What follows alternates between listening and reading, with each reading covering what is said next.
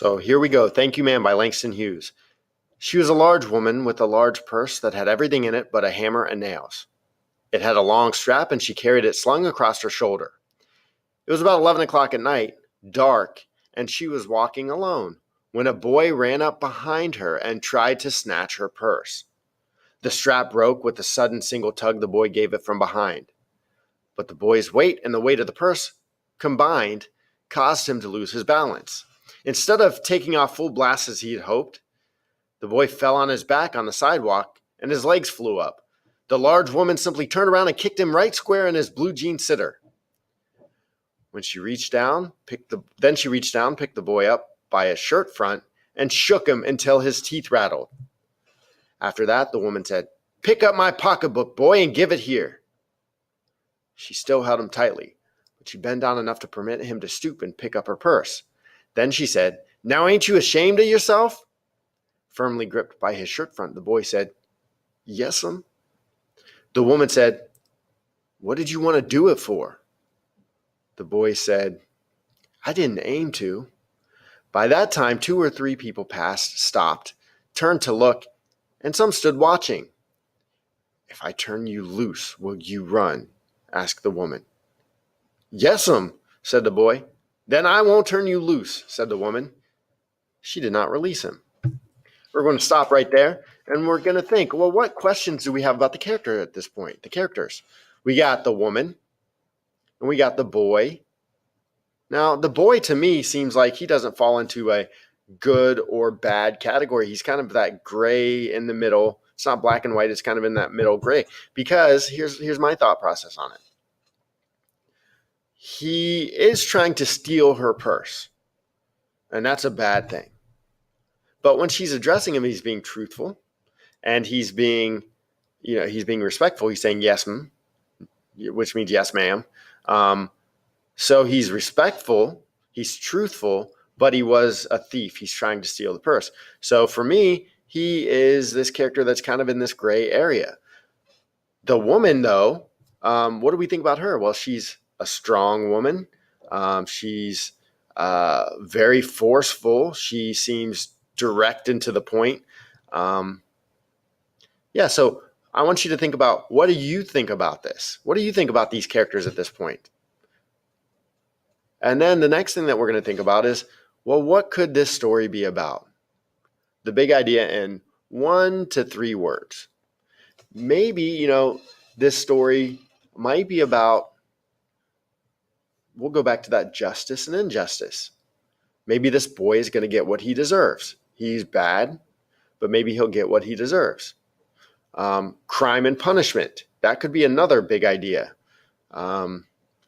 So I want you to pause the video right here, and I want you to think about this for a minute. What do you think about these characters? What do you think about the big idea? And I want you to record it in, let's say Notebook 2. I know it says Notebook 1, but let's actually record that in Notebook 2 and record your ideas about this discussion that we're having right now.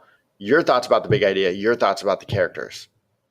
And we'll pause it right here, and when we return, we'll continue.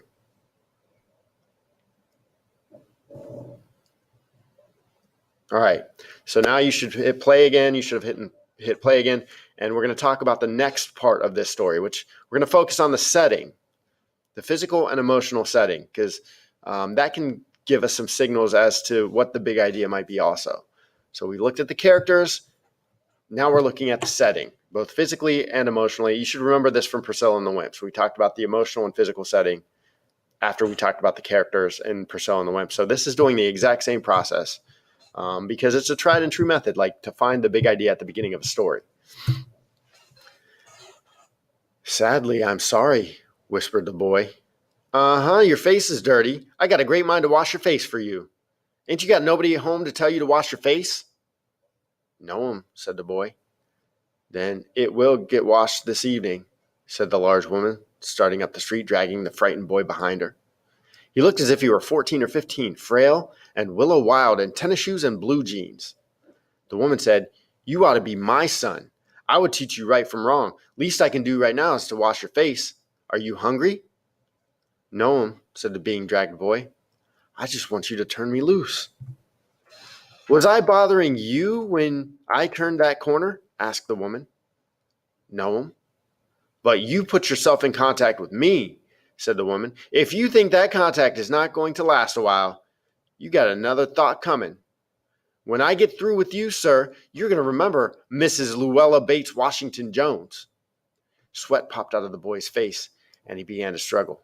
Mrs. Jones stopped, jerked him around in front of her, put a half Nelson about his neck, and continued to drag him up the street. When she got to her door, she dragged the boy inside, down a hall, and into a large kitchenette furnished room at the rear of the house. She switched on the light and left the door open. The boy could hear other roomers laughing and talking in the large house. Some of their doors were open too, so he knew he and the woman were not alone. The woman still had him by the neck in the middle of her room. She said, "What is your name?" "Roger," answered the boy. "Then, Roger, you go to that sink and wash your face," said the woman, whereupon she turned him loose at last. Roger looked at the door, looked at the woman, looked at the door, and went to the sink. "Not with that face. I would not take you nowhere," said the woman. "Here I am trying to get home to cook me a bite to eat, and you snatch my pocketbook. Maybe you ain't been to your supper either, late as it be, have you?" All right, we're going to stop right there, and we're going to discuss now, what did we notice about the setting? What is the setting of this story? What do you think? I mean, they're walking down the street. It's late at night. She's, walking home. Do you think this is an urban setting, like in the city? Do you think it's a suburban area? Do you think it's a rural area? There were lots of other people around too that were walking at night down the street, that 2 or 3 people stopped and watched what was happening. So that's a little bit of a hint. Perhaps it's an urban setting, right? And how emotionally, what is this place? So that's physically, we're maybe in a city. Emotionally, maybe it's scary. A city is scary at night, right? Especially if there's crime happening and things like that.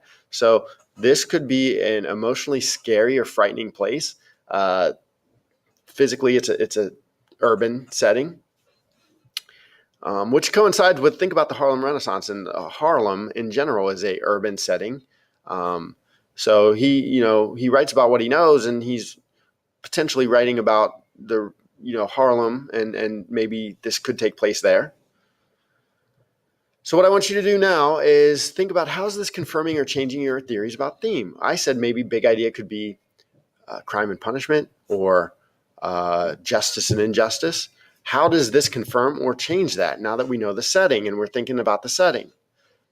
I want you to pause the video here, think about your own thoughts, and write it in your notebook. Write what you're thinking about and the big idea in your notebook.